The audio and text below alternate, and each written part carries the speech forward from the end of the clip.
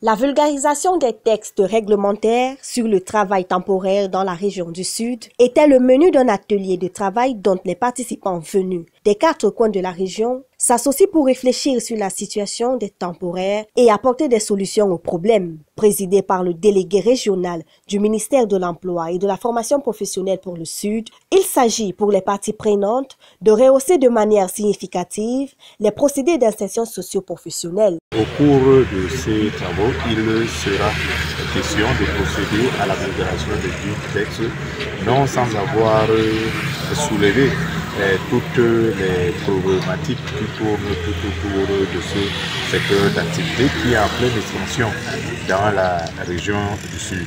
Environ une quarantaine d'acteurs interviennent dans ce domaine-là et placent près de 3 à 4 000 travailleurs.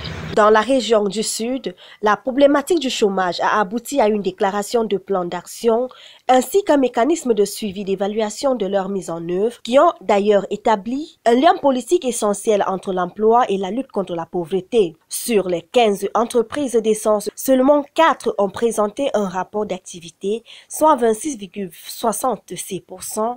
Et 25 échappés au contrôle, une difficulté qui entrave le fonctionnement et le manque de transmission des activités réalisées dans la région du Sud. La véritable préoccupation que nous avons, c'est les profils aigus qui sont souvent recherchés. Les hauts cadres, puisque nous travaillons dans le cadre temporaire, lorsque les grands cadres vont en congé, notre travail c'est de les remplacer pour que les entreprises que nous accompagnons ne souffrent pas du vide pendant la période de congé.